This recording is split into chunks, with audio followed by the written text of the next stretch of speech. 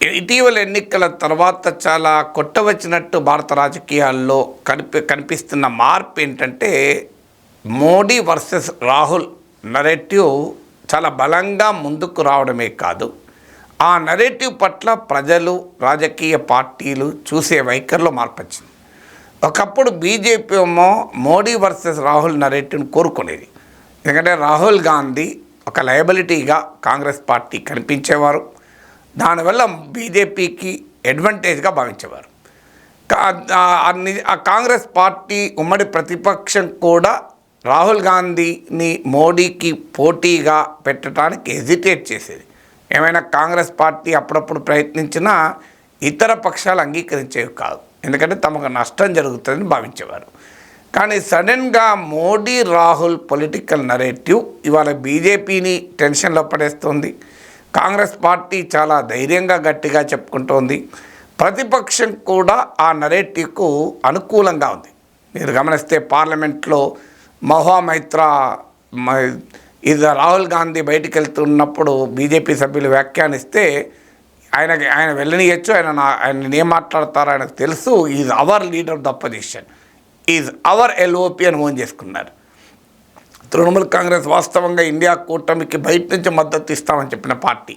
బెంగాల్లో కాంగ్రెస్కు తృణమూల్కు పొత్తు కూడా లేదు, అయినా మహువా మైత్రా అవర్ ఎల్ఓపి అని మాట్లాడారు. సో అందువల్ల ప్రతిపక్షం కూడా మోడీ రాహుల్ నరేటివ్ను ఈరోజు డిసడ్వాంటేజ్గా చూడడం లేదు. ఎందుకు ఈ చేంజ్ వచ్చింది? ఈ చేంజ్ రావటానికి కారణం ఏంటి అంటే డీపప్పువైజేషన్, అంటే పప్పుగా రాహుల్ గాంధీ ఇమేజ్ను కోట్ల రూపాయలు ఖర్చు పెట్టి, రాహుల్ గాంధీ మాటల్లోనే చెప్పాలంటే కోట్లు ఖర్చు పెట్టి 10 ఏళ్ళుగా బీజేపీ నిర్మించింది. ఇప్పుడు పప్పు కాదు నిప్పు అని పరిణామాలు మార్చేశాయి. ఇందులో కాంగ్రెస్ పార్టీ ప్రత్యేకంగా చేయాల్సిన అవసరం లేదు. భారత ప్రజలే రాహుల్ గాంధీ పప్పు కాదు అని తీర్మానించేశారు. నిప్పు అని ఇవాళ బీజేపీ కూడా ఫీల్ అయ్యే దశకు వచ్చింది. అందుకే చరిత్రలో బహుశా మొదటిసారి రాహుల్ గాంధీ మాట్లాడుతున్నప్పుడు నరేంద్ర మోడీ 2 సార్లు ఇంటర్వ్యూన్ అయి మాట్లాడాల్సి వచ్చింది, which is simply uncharacteristic of Modi. సహజంగా మోడీ మాట్లాడు, అదే కాకుండా నాకు లీడర్ ఆఫ్ ద అపోజిషన్ గౌరవించమని భారత రాజ్యాంగం చెప్పింది అని చెప్పాల్సి వచ్చింది. సో ఈ పరిణామాలు ఎందుకు జరిగాయంటే ఒకటి ప్రజల తీర్పు. అల్టిమేట్గా హీరోలైనా జీరోలైనా ప్రజల తీర్పులే. నిన్నటిదాకా హీరోలుగా ఉన్న జగన్మోహన్ రెడ్డి, కేసీఆర్లు ఇవాళ జీరోలు అయ్యారు. నిన్నటిదాకా జీరో అంటూ ఎద్దేవా గురైన చంద్రబాబు నాయుడు ఇవాళ హీరో అయ్యాడు. నిన్నటిదాకా జీరో అని విమర్శించబడినటువంటి రేవంత్ రెడ్డి హీరో అయ్యాడు. అందువల్ల హీరోలు జీరోలు అనేది ప్రజలు తేల్చేటువంటి అంశం. సో ప్రజలు ఇచ్చిన తీర్పు రాహుల్ గాంధీ పప్పు కాదని, ఇది అనేక రూపాల్లో ఈ తీర్పు ఇచ్చారు. అందువల్ల భారతీయ జనతా పార్టీ కూడా ఈ చేంజ్ రియాలిటీకి అడ్జస్ట్ కావాల్సి వస్తుంది. ఏంటి తీర్పు? ఒకటి, కాంగ్రెస్ పార్టీ స్ట్రెంత్ను ఏకంగా డబుల్ చేశారు, 52 నుంచి 99 చేశారు. 2, ఇండియా కూటమి బలాన్ని బీజేపీకి దగ్గరి దాకా తీసుకొచ్చారు. 240 బీజేపీ అయితే 230 ఎబో ఇండియా కూటమి వచ్చేసింది, దరిదాపుల్లోకి వచ్చింది. 3, బీజేపీకి సొంతగా మెజారిటీ రాని పరిస్థితిని తెచ్చారు. బీజేపీ బలం 63 సీట్స్ తగ్గాయి, 303 నుంచి 240కి పడిపోయాయి. 4వది, హిందీ రాష్ట్రాలు ఎక్కడైతే బీజేపీ కంచుకోటలుగా భావిస్తారో ఆ కంచుకోటల్లోనే బీజేపీని ఇండియా కూటమి ఓడించింది. ఉత్తరప్రదేశ్, హర్యానా, రాజస్థాన్ లాంటి నార్థన్ స్టేట్స్లో, మహారాష్ట్ర లాంటి వెస్టర్న్ స్టేట్స్లో, ఈవెన్ గుజరాత్లో కూడా ఇండియా కూటమి 1 సీట్ గెలుచుకుంది. సో ఇంకొక ముఖ్యమైన విషయం యూపీలో గెలవడం, అందులో అయోధ్యలో కూడా గెలవడం. సో ఈ పరిణామాలన్నీ చాలా క్లియర్గా ఎలక్టోరల్గా రాహుల్ గాంధీ పప్పు కాదు నిప్పు అని నిరూపించబడింది. అఫ్కోర్స్ అధికారం రాకపోవచ్చు కాంగ్రెస్కు, 10 ఏళ్ల తర్వాత కూడా 100 సీట్లు మించడం లేదు అని మోడీ ఎద్దేవా చేయొచ్చు. బట్ స్టిల్ పప్పు కాదు నిప్పు అని ప్రజలిచ్చిన తీర్పును మాత్రం ఎవరము కాదనలేము. ఇక 2వది, consistency of ideological attack. So Rahul Gandhi అధిక ఎన్నికల ఫలితాలతో నిమిత్తం లేకుండా ప్రత్యర్థుల అవమానాలను దిగమింగుతూ నిరంతరం చేసిన campaign anti BJP, anti RSS ideological campaign. వాస్తవంగా ఇండియా కూటమిలోని ఇతర పక్షాలకు కూడా చాలా అవసరం కొరకు అవకాశవాదంతో ఈ రియాక్ట్ అవుతూ వచ్చాయి.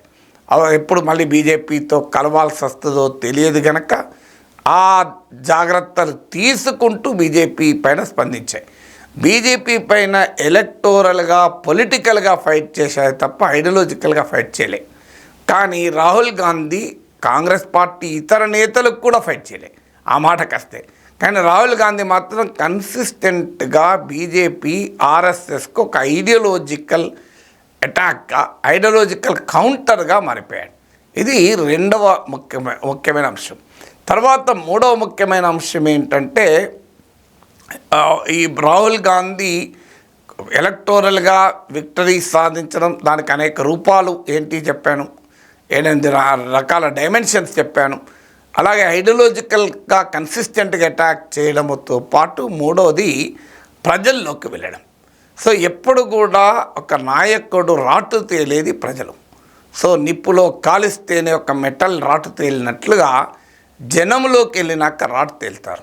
అందువల్ల ఒక డైనాస్ట్గా, వారసుడుగా, ఒక సంపన్న కుటుంబంలో పుట్టిన బిడ్డగా, మోడీ చాయ్ వాలా అయితే రాహుల్ గాంధీ షహజాదా అని ఇలా రకరకాల రూపాల్లో విమర్శలు వస్తున్న సమయంలో కశ్మీర్ నుంచి కన్యాకుమారి నుంచి కశ్మీర్కు నడవడం రాహుల్ గాంధీ ఇమేజ్ను గణనీయంగా పెంచింది. ఎందుకంటే పబ్లిక్ స్కిల్స్ పెంచుతుంది, పీపుల్ స్కిల్స్ పెంచుతుంది. ఇది ఎవరికైనా ప్రజల్లోకి వెళ్ళి పాదయాత్రలు చేసిన ఎవరికైనా ఇదే అనుభవం. అందువల్ల ప్రజల్లోకి వెళ్ళి పీపుల్స్ కనెక్ట్. మీరు రాహుల్ గాంధీ ప్రసంగాలలో కూడా చూడండి, ఆ థియరిటికల్ స్పీచెస్, ఆ బుకిష్ స్పీచెస్ ఉండడం లేదు. చాలా అనిక్డోట్స్తో మీరు పార్లమెంట్లో చేసిన ప్రసంగం చూడండి. మీరు నన్ను ఒక మహిళ వచ్చి భారత్ జోడోలో నాతో పాటు నడిచింది, ఆమె టెన్షన్ ఉంది, ఆమె భయపడుతూ ఉంది. ఎందుకంటే నా భర్త కొడుతున్నాడు.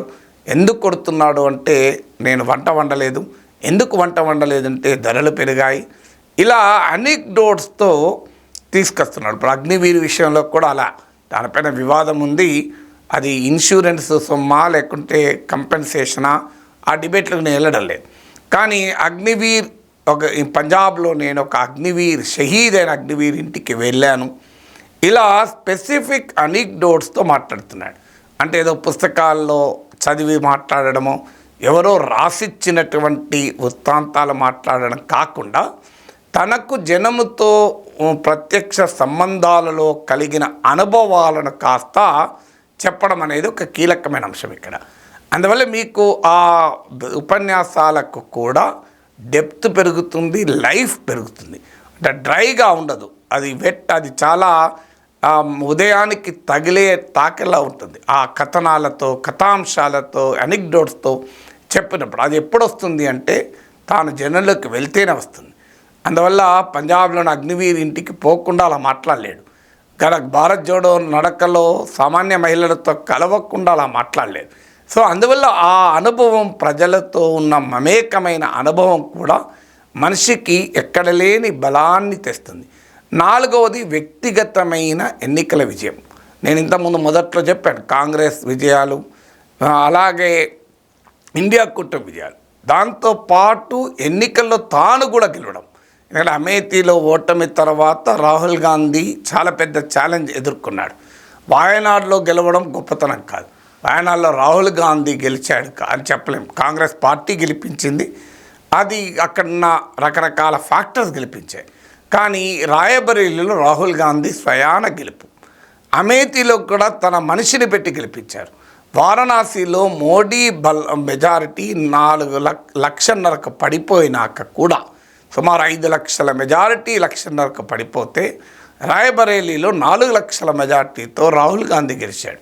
అఫ్కోర్స్ వాయనాడులో కూడా 4 లక్షల మెజార్టీతో గెలిచాడు.